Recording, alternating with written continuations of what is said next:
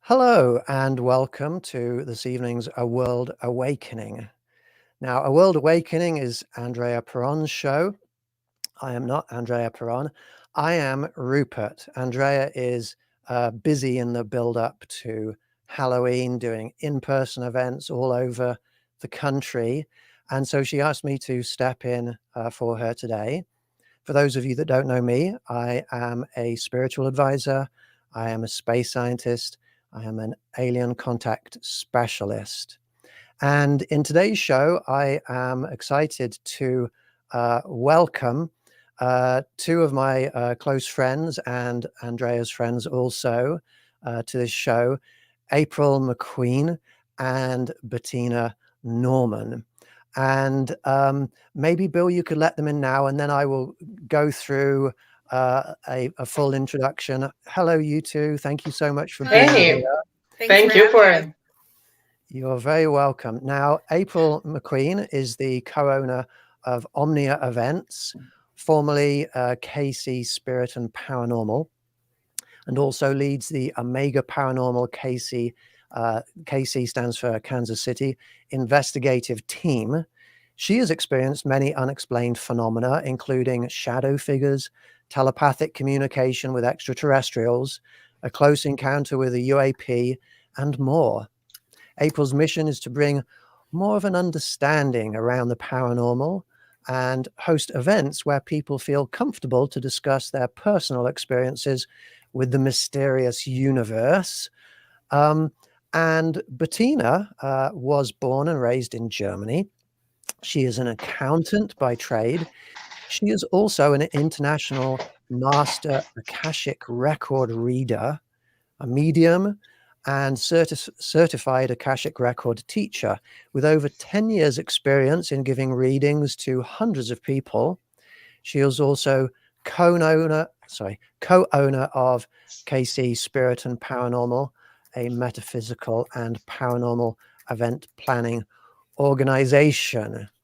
So it's so good to see you again, to talk to you again, to have you on the show. I'm going to start off by asking, how was it that you two came to have Andrea at one of your events a few months ago? Who did you know? How did that all come to be? You want to take that one, Bettina? Or? Go for it, yes. Well, I knew Greta, who is Andrea's talent manager, through a friend. And so I contacted her to find out who can come. And I really wanted Andrea to come, but she was busy. And so we had booked somebody else. And unfortunately, they had double booked for that time frame. And so they couldn't come either. And Andrea, being the amazing person she is, stepped in and came in their place. That is fantastic. Yeah. Full circle. It was meant to be. Yeah. And it's interesting you say it was meant to be. Now people have seen Andrea and myself together quite a lot, forming a partnership in trying to help the planet. And we feel that we were guided together and we met at your convention. And it feels like part of the story is that, but Bettina, do you want to maybe fill in some of the gaps here? Because sure. Yeah. So, like April said, the amazing Andrea stepped in, and of course you are our star of the show. You have supported us like through every event we had, and you've always been so kind and attended, and we really love you, and we're so glad that you always came. And I feel like as a reader, I always feel like there are certain things that have to happen, and I told you that before when we messaged that I know Andrea was there But every time we had a get together or a dinner, I felt like I need to call you. I need to message you. I felt like you need to be there for some reason. I didn't know what the end result would be, but Spirit always told me, tell Rupert to show up. And you did, like you always do. So, and the rest is history, I guess. So you feel that Spirit guided you to make sure that I Yes. was coming to these gatherings, and Yes. because of that, Andrea and myself met, and when she saw Yeah. me, she said, "That's who I'm supposed to meet. That's why I'm here." Right. It's fantastic. I believe that, yes. Now, am I right that both of you have psychic abilities, or I don't know how you would put that into words? Maybe April, you could go first. What abilities do you have that are beyond just sort of regular physical abilities? I'm still learning those. Bettina's a little bit more seasoned than I am, but I know I've seen shadow figures since I was a child in different forms. I'm learning to see people's energy. I'm seeing more portal activity. I can see things like that and experience those. And also, as you know, recently I've tapped into telepathic communication with other beings. Yeah. And you came to a CE5 event, an alien contact event that I put on the evening of one of those days where I was at the convention. To the extent that you feel comfortable, would you like to share? And it's okay that some of these experiences are a bit intense, but you had some interesting experiences at that event, didn't you? I did. So we had joined Rupert and his group on the paranormal side to see if we could gather some scientific evidence of the alien communication that they were experiencing. And so one of the techniques that we use is the Estes method, where you put on headphones kind of like these, and you use a spirit box, which scans like radio stations, and the spirits can typically speak through the radio stations as they scan. So I wanted to see if an alien could speak through that, and we could get some communication going that way. But one of the things that can also happen is it can put you in a meditative state, and you can start getting, tapping into your psychic abilities. That kind of happened that night. And so I'm sitting there, and before that happened, let me back up. Off to the right side of where you guys were at, through night vision binoculars, I saw this blue orb going in a circle. It was like a portal type circle, and it was going clockwise, and it was just kept going in a circle. And I tried to hit record on the night vision binoculars, and we couldn't get it recorded. But my husband also saw it through the binoculars. And so after I put these the headphones on and got into the psychic or the meditative state, I saw a probably 4-foot alien being. It was behind where you guys were, and she was holding, I say she, but I'm not sure if it didn't have any characteristics of female, but because it was holding a baby, I just automatically assumed it was a female.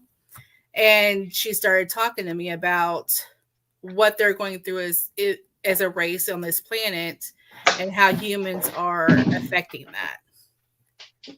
Yeah. And it was a very intense experience for you, not because the alien was being mean to you in any way, but because the messages that were being given to you were disturbing because of humanity's impact on the planet and on them. Well, and then I don't know if they have emotions or not, but it seemed like she had such intense emotion that she wanted to convey to me. I don't know if it was because that way she knew I would pay attention, but I couldn't really talk about the experience for a good week without breaking down. So it was one of those things that she was saying that, humanity has caused their race to lose family members, lose their children. I had the feeling the baby she was holding was deceased or dying. Whenever I asked her how we can help, she said it's too late, that they have to leave for a while and they're going to come back whenever it's safe, that the pollutants that we've been putting into the world is making it hard for them to breathe, and man-made illnesses has also made it to their race and other species. I'm not sure that whoever, like their alien species, and is causing them sicknesses. And it was just very, very hard. Very intense, very upsetting. Yeah. And it's interesting because one thing that a lot of people don't realize about a lot of the beings that we refer to as alien is the Earth is their home. The Earth is their home. They've been here for tens of thousands of years, definitely, but almost certainly hundreds of thousands of years. And they may live in places where we don't see them, but they do live on this planet, and our activities on this planet do affect them. And the experience that April just described, that's not an isolated experience. Many people are receiving the same messages from these beings. In Andrea's recently released documentary, We Are Not Alone, the documentary makes it very clear that there are two main messages coming from these beings, that the aliens have been landing for decades and giving us two main messages. One message is nuclear weapons are a bad thing.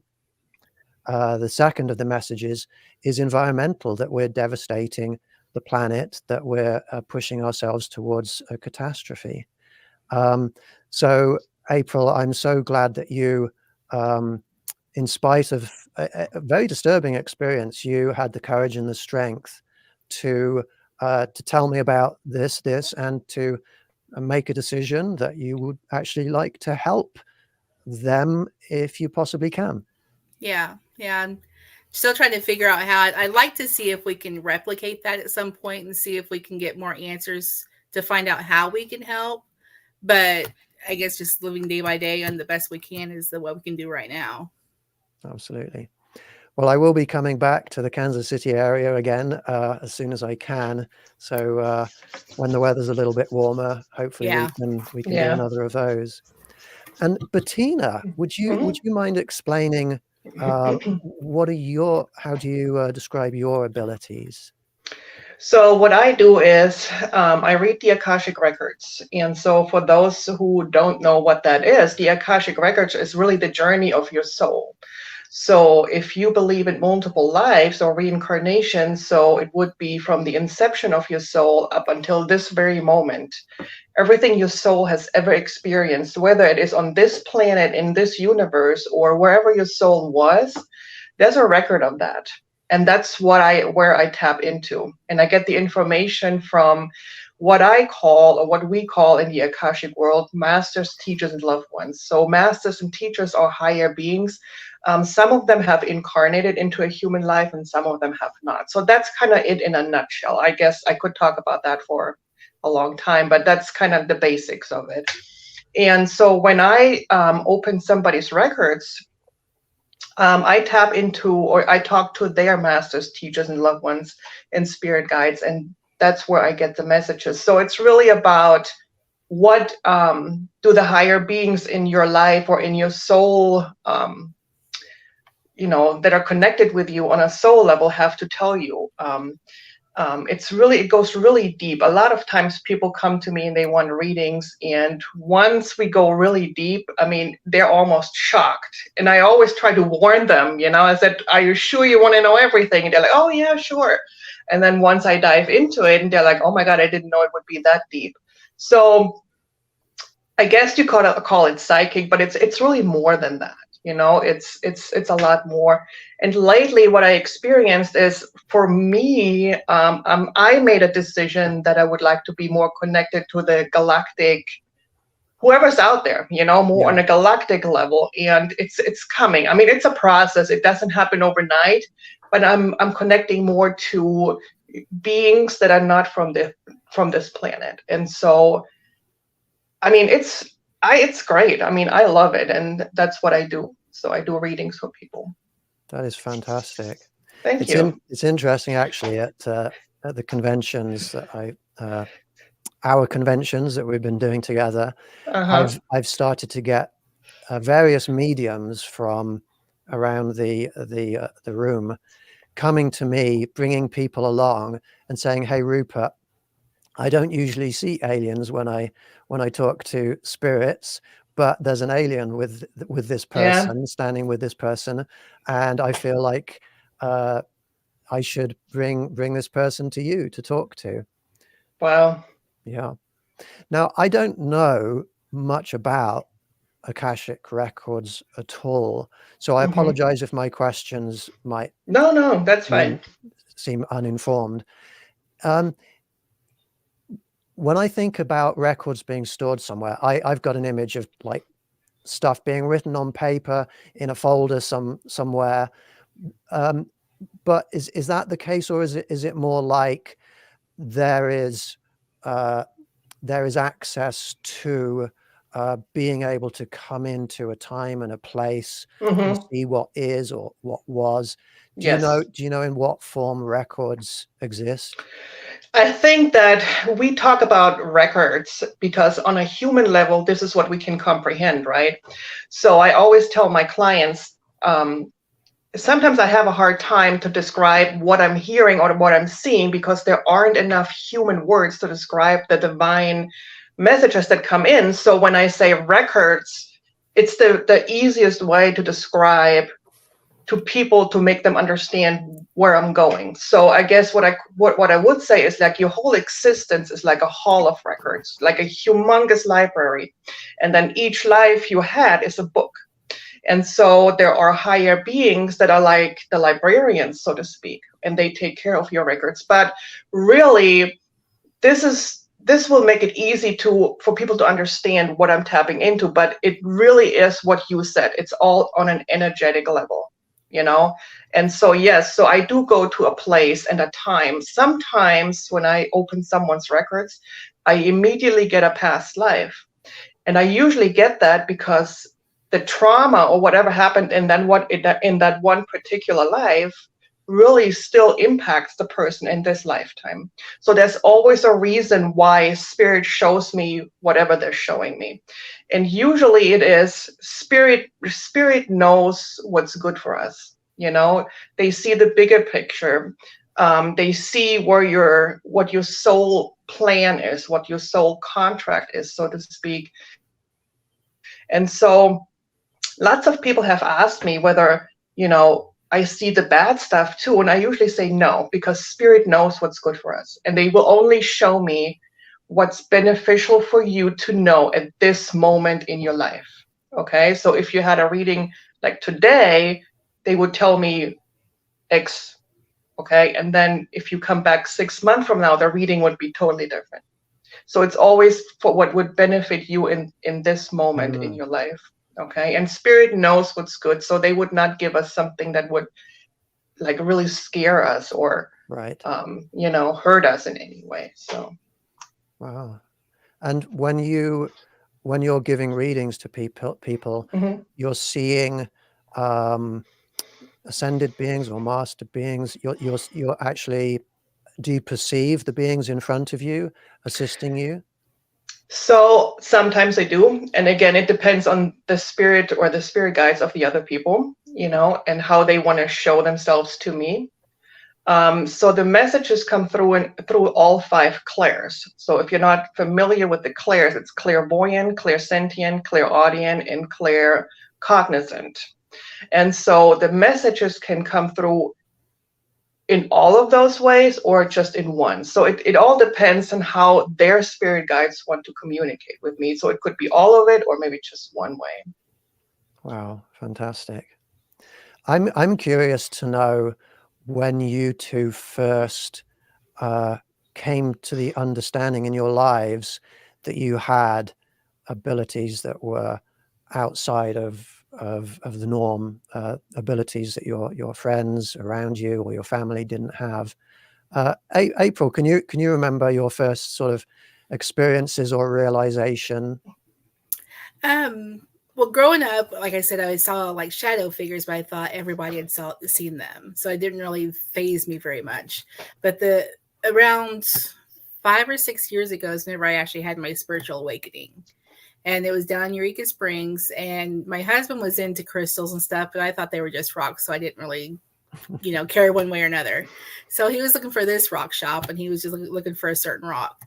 And we go in, and the lady that's working there, she's like, I have the perfect, you need to have this rock.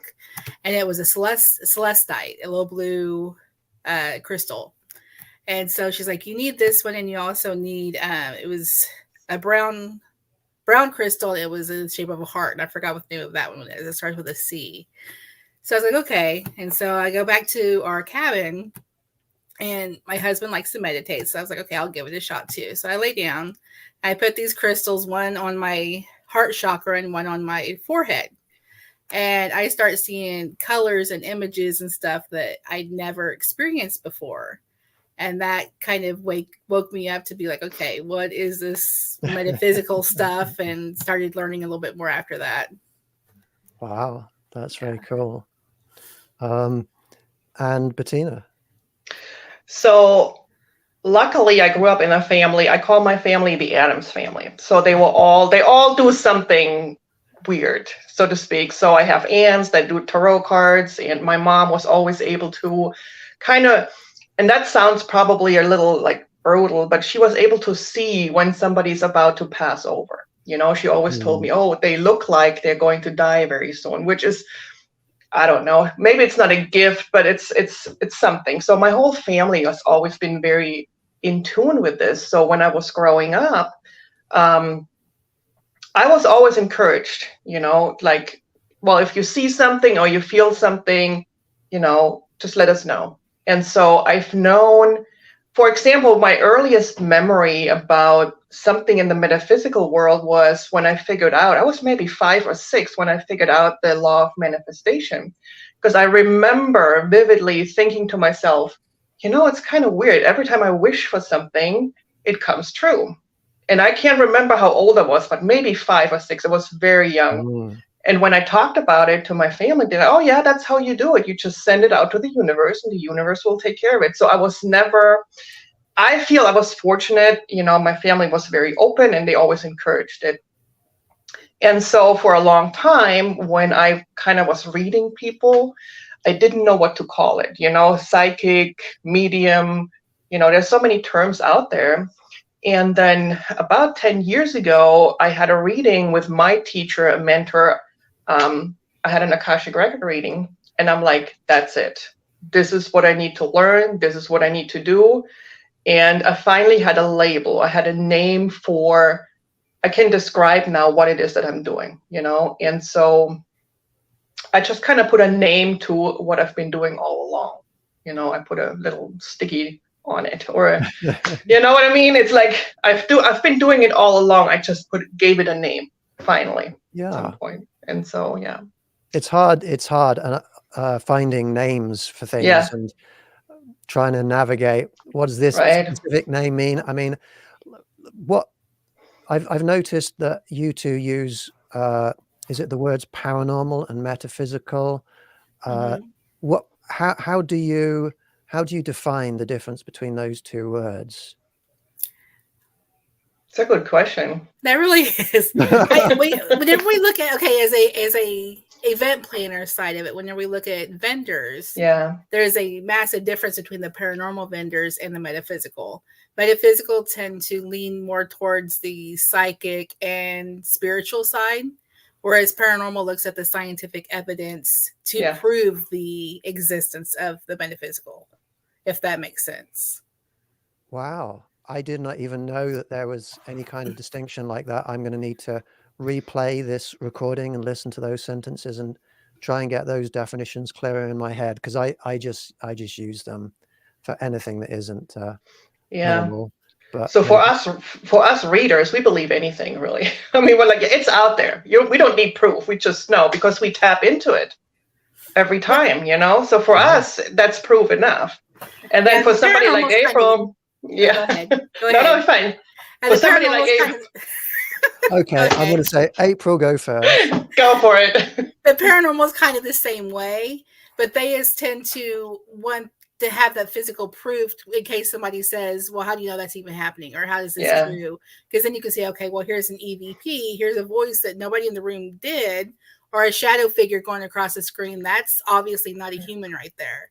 And so it helps other, like, proof to the non-believers that this stuff is happening. Right. Okay. And Bettina, do you have anything to add to that?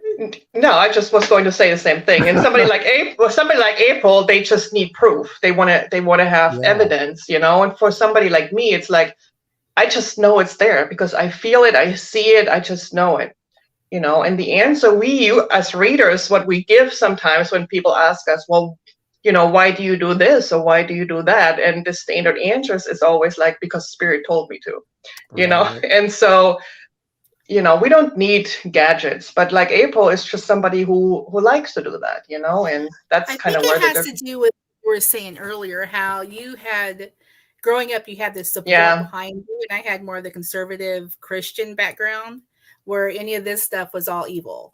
Okay. And so, and I mean, I've had a hard life with that because I actually lost a whole group of friends over my spiritual awakening. And so it's one of those things that maybe it's just subconsciously, I'm like, okay, this stuff is really happening. Look. Yeah. And maybe that's how I look for it. That's a good answer. Yeah.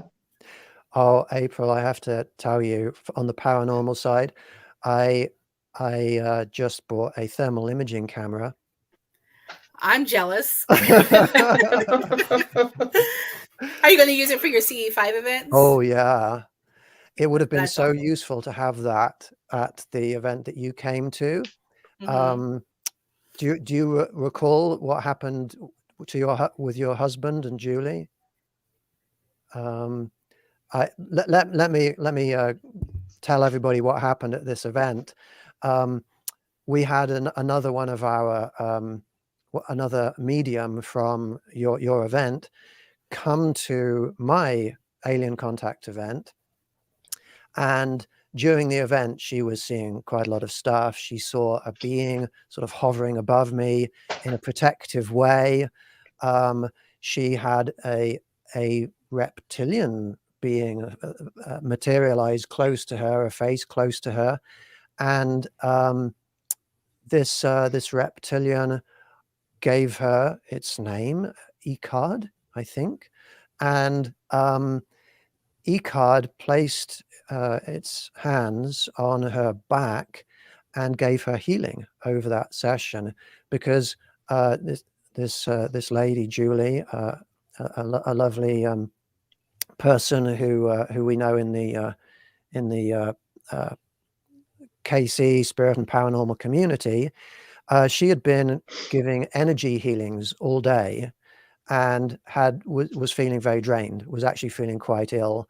And over the course of the event, she was being healed by this reptilian being. But your husband went over, and I think Julie reached out her hand, and they held hands, and she said, "I feel really, really cold." And your husband, his hand and his arm just plummeted in temperature. He said it was a massive temperature decrease.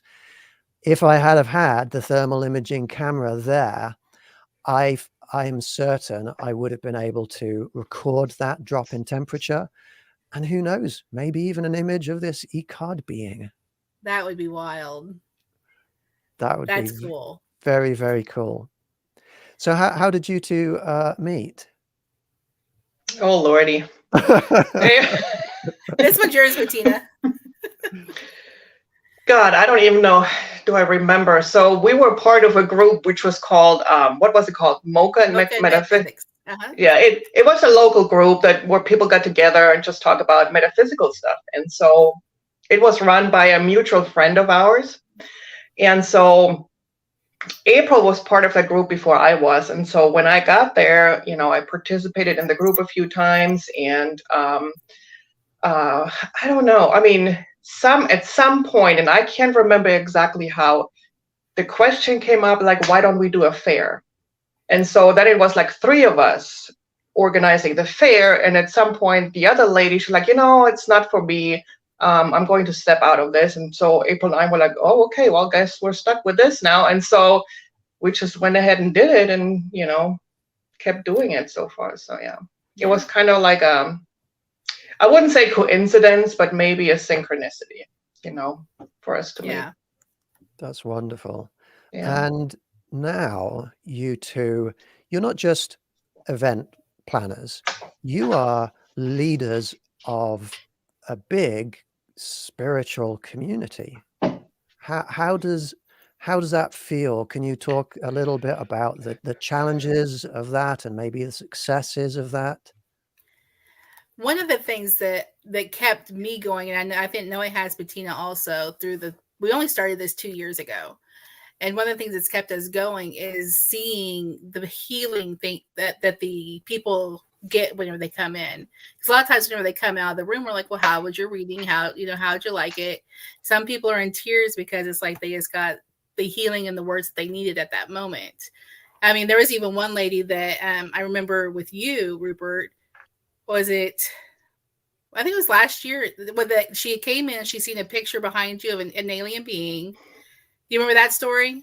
Absolutely. Can you share that one? She saw a picture that behind me on one of my banners that somebody had drawn of a being that they were in contact with.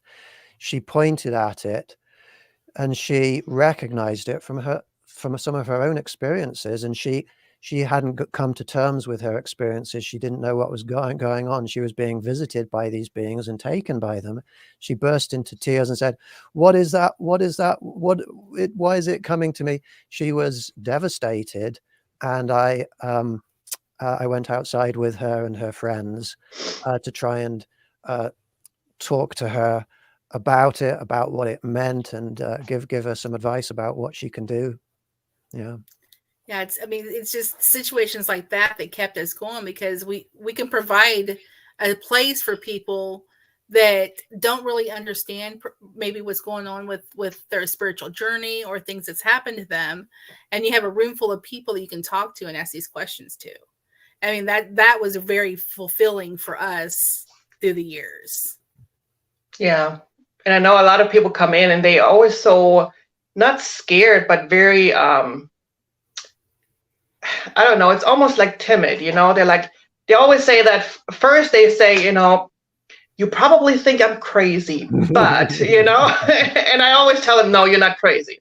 And then after a while, when we talk, or they had readings where they get their confirmation, you know, that whatever they're feeling is true, or it's normal, you know, in this community, they leave and they're like, oh my God, I feel so much better. You know, I found my tribe and I'm not crazy. I'm not making this up. You know, this is really what I'm feeling. This is really what I'm seeing. And so it's like, wow, you just, you know, provided comfort for another person. And so, and that makes that's a big deal for me.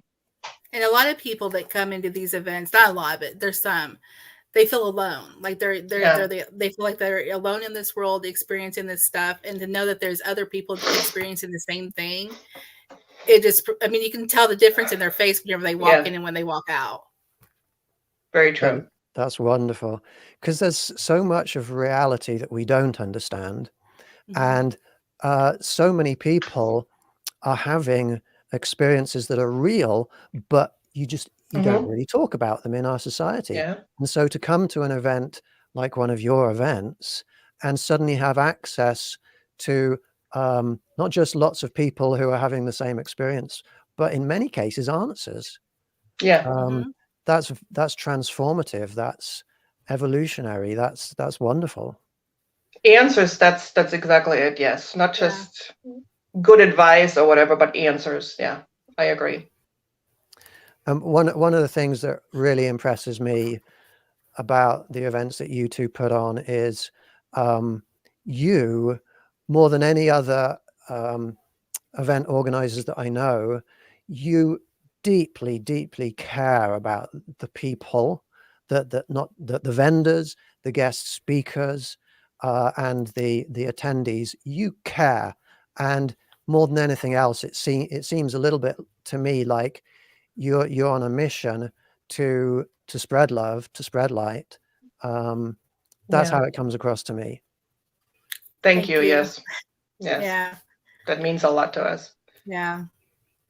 But sometimes caring is all a burden too, because you care so much, and sometimes it's just really, it's exhausting too, but it's all part of the work. I feel like April and I talked about this many times, because with the planning we had a lot of problems too, as you are aware of. And so, and we sit down sometimes and we talk and we're like, do we still want to do this, or is it really worth it? And we always come to the conclusion, yes, it is, no matter how hard things get sometimes, but we will just not stop in the foreseeable future anyway. So, as a light worker, I feel like for me personally, I can only talk for me right now, but April may feel the same. I feel like I am a light worker. I'm here. I was put on this earth to bring healing, awareness, and love, and spread the love and the awareness. So, even if it gets tough sometimes, you just can't give up. This is part of being a light worker. You just keep going and you push through, and that's just it. I agree 100%. Yeah. So I think so many people I talk to who are trying to do good in the world have experiences, because the more people you go out and connect with, yes, the more love you can spread, the more loving people you meet, but you do also meet more and more negative people. Yes. And also setting up of events where you have to deal with hotels and venues where they throw things at you last minute. They make you pay for the internet, and they didn't say that before, things like that. It is it's not easy putting on these events, is it?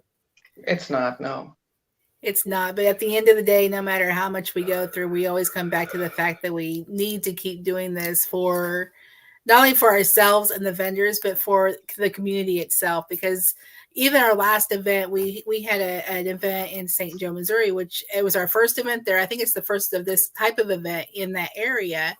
And there were so many people that came through the door. It was like, well, what is this? They had so many questions that they had never experienced this type of stuff before. And so just to be able to spread that out and knowledge and just, I don't know, just be able to share with people it's I don't know, it's a calling of ours that we feel deep in our soul, I think. Yeah. And they had a good time. They walked in. I mean, they were in there for like 3-4 hours, They came out with like daily too. And they come out with bags of crystals and whatnot. So and that's kind of like opening up a whole new world for them, And so, and it's good. As long as it's good, I think then we'll keep doing all that. So yeah, we have a deep passion to make it affordable for people to come to, because some of these other conventions that are similar, you pay $50, $60, $70, $100 to go to every day, and we try to keep our price point below $15 or $20, and that way the people that don't necessarily have a lot of money but have questions can still come and get their answers. Yeah, I've seen that, and I've been very impressed with how your focus is not on acquisition of money. That's just not what it's about.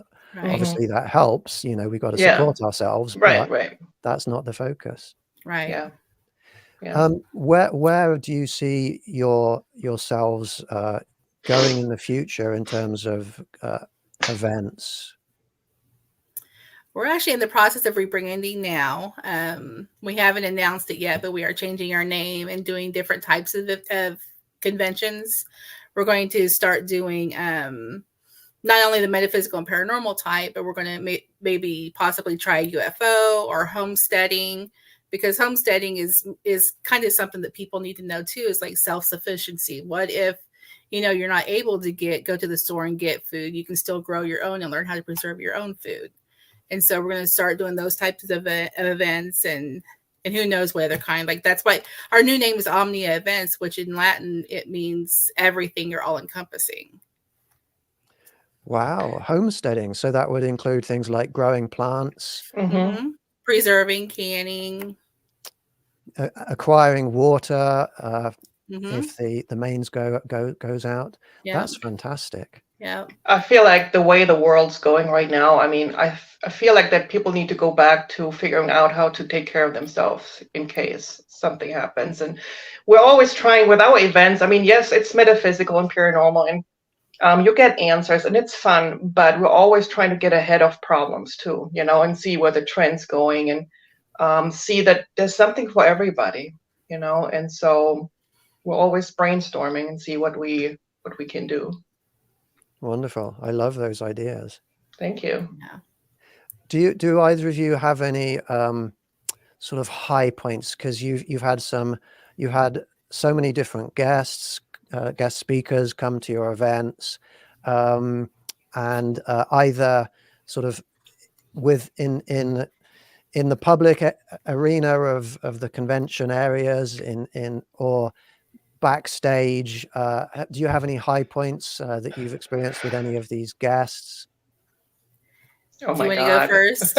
It's like, where do I begin? I mean, it was July when, you know, Rupert, when you met Andrea and when we had Travis Walton at the event. And I mean, there were so many times I wanted to pinch myself, you know, because you were there, you know. We were sitting in a hotel room with like Travis Walton, his son, Andrea Perron, and we were eating pizza, you know. It's like never on napkins because we forgot to bring plates. And so they it's didn't like care. They were so down to earth. They didn't care. And that was pretty cool. And so it's like never in my wildest dreams would I have thought that, you know, this is where I was sitting one day and having, I mean, Travis Walton, you know, I saw the movie when it came out, and I would have never thought I would actually meet him.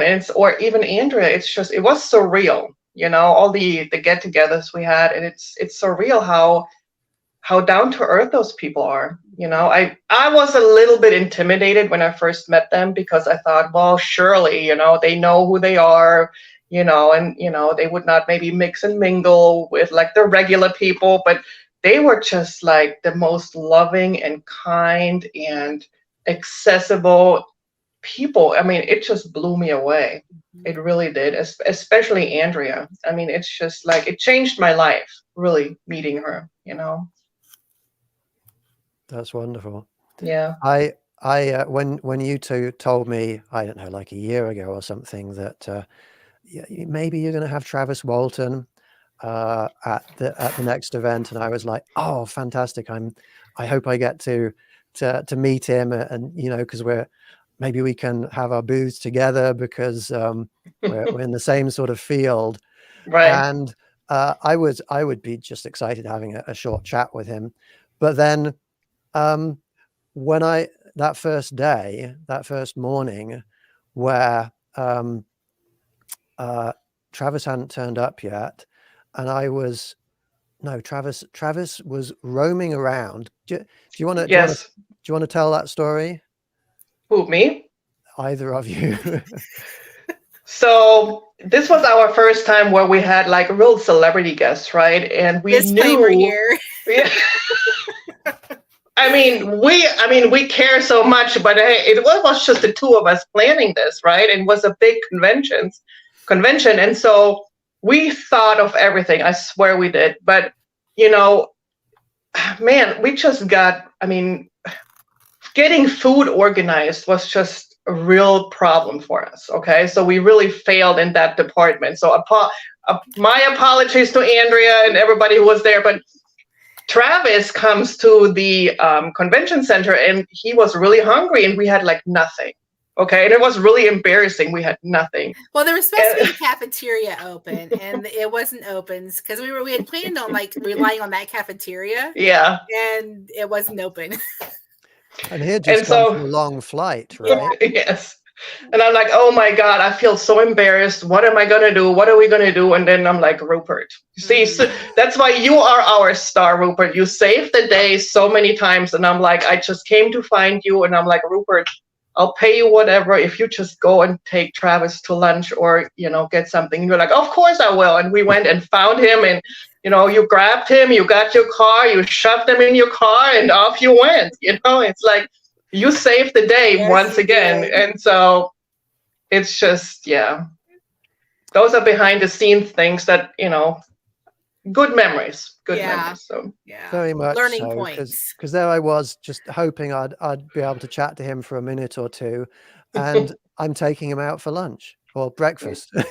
Yep. yeah, I mean, it was only Wendy's, but still, it was. he It was was more than happy. Wendy's, though. Yes. They were happy. They were happy. yeah. So yeah. Fantastic. You've saved the day more than once, and you know that. So Yeah. we're grateful to you, Rupert. Yeah. Well, I think when good people with good intentions come together, we help each other. It's I was Right. in the previous show, Soul School, I was talking about how we have the ability to elevate ourselves as a community, as a planet, so that we really do care about each other. We do. Yeah. We really help as many people as we can.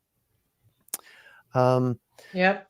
You two, I don't know if you have any would care to offer any advice to people in general, but you probably see that the world is having difficulties.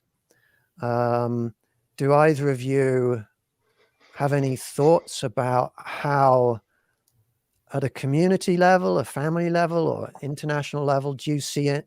Do you have any thoughts or ideas about what people could do, maybe even listeners to this show, to try and combat some of these really big global problems? Yeah. Sorry, that's a big question. It is, but it's right up my alley because Spirit is actually chiming in right now. And so I want to channel something real quick if that's okay. Yes. So Spirit is saying, what you can do in these moments is, of course, you spread love and you spread joy. And another thing you can do is you can inspire people, and even if somebody is really ugly to you or rude or mean and they walk away still rude and mean, just be as kind as you can, because what I'm hearing right now from Spirit is this: do not ever underestimate the power of planting a seed. And so that person may walk away and you may never see them again, but just trust that there is a tree growing from that tiny seed. Okay. And you may never ever see the tree, but it doesn't matter because it will be there. You don't know how much you're going to affect that person in that moment, even though they're not going to show it to you. Okay. But down the road, or maybe in the future, that seed is going to blossom and it's going to sprout. Okay. And something good will come of it. So just don't give up, or don't just change or think that you cannot make a difference. So that's what Spirit is saying right now. That's kind of what I was getting to, is the word kind just kept coming to mind. Like it starts with being kind to yourself, being kind to your friends and family, and then it will grow from there. Be kind and compassionate. Yeah. That is beautiful. That is lovely. And thank you for that.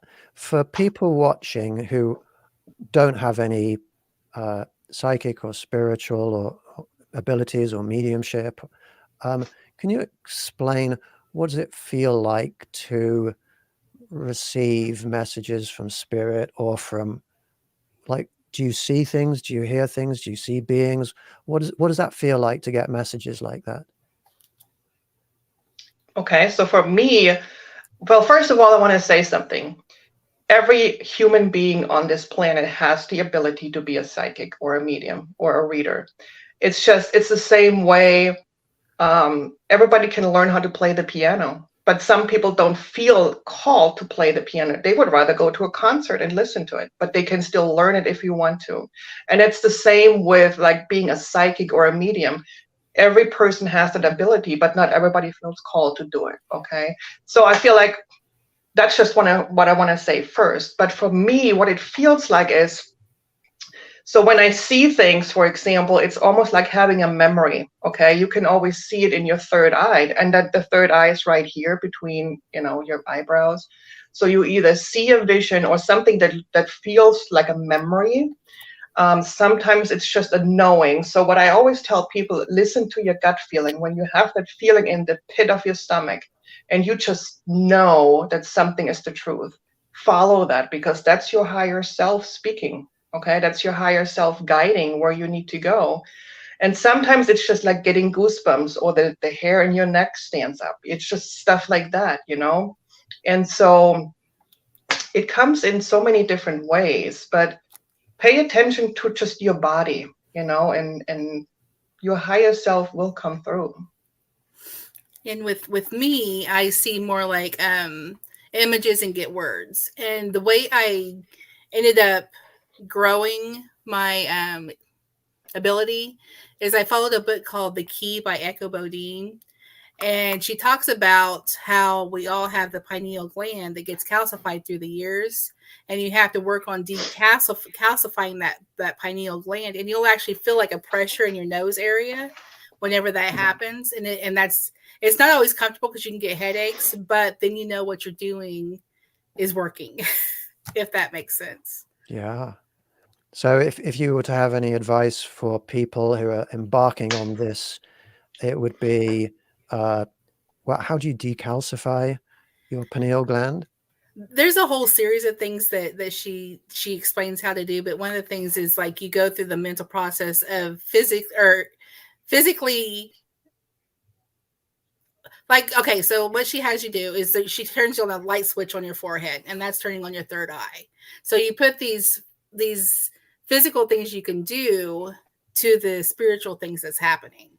And so as you're watching this happen in your mind, your pineal gland starts to decalcify, because then you start opening up your spiritual mind. Fantastic. I've also heard that doing things like not having fluoride in your toothpaste and drinking distilled water, that sort of thing helps.